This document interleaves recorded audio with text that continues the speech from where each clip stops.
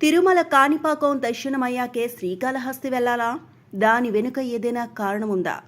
ఒక్కసారి పెద్దలు చెప్పిన మాటలు మనం గుర్తు చేసుకుందాం. తిరుపతి వెంకటేశ్వర స్వామి దర్శనానికి వెళ్ళినప్పుడు ముందుగా తిరుపతి, కాణిపాకం తదితర క్షేత్రాలు దర్శించుకొని చివరగా శ్రీకాళహస్తికి వెళ్లాలని కొందరి వాదన.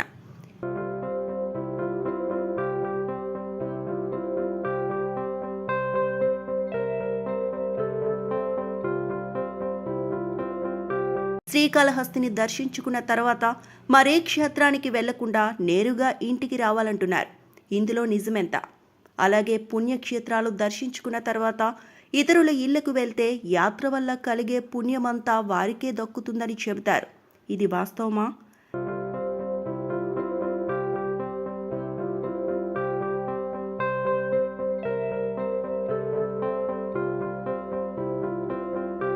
తిరుమల యాత్రకు వెళ్ళినప్పుడు అక్కడికి సమీపంలో ఉన్న కాణిపాకం, శ్రీకాళహస్తి, అరుణాచలం తదితర పుణ్యక్షేత్రాలను దర్శించుకుంటూ ఉంటారు.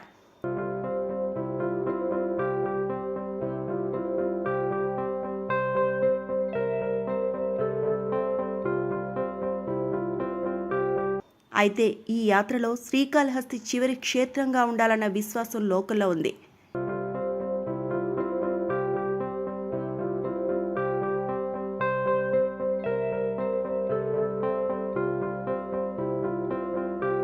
దీనిని దర్శించుకున్న తర్వాత యాత్ర ముగించి ఇంటికి వెళ్లాలనడం వెనుక శాస్త్రీయమైన కారణం ఏమీ లేదు.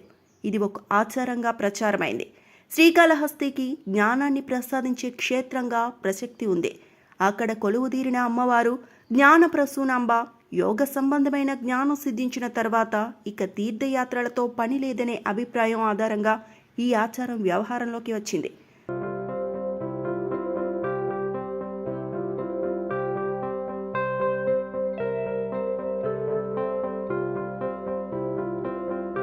అంతేకాని శ్రీకాళహస్తిని ముందుగా దర్శించుకున్నంత మాత్రాన ఎలాంటి దోషాలు కలగవు. ఈ క్షేత్రాన్ని దర్శించిన తర్వాత తీర్థయాత్ర కొనసాగించవచ్చు.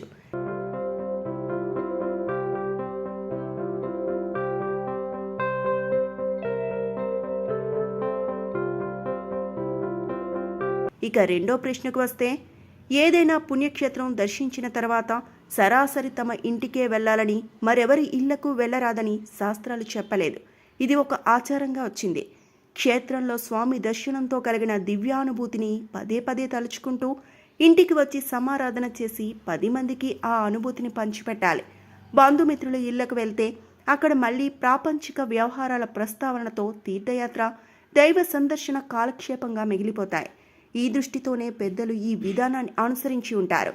ఇతరుల ఇళ్లకు వెళ్ళినంత మాత్రాన యాత్ర చేసిన పుణ్యం ఆ కుటుంబానికి చెందుతుందనే అపోహ సరికాదు.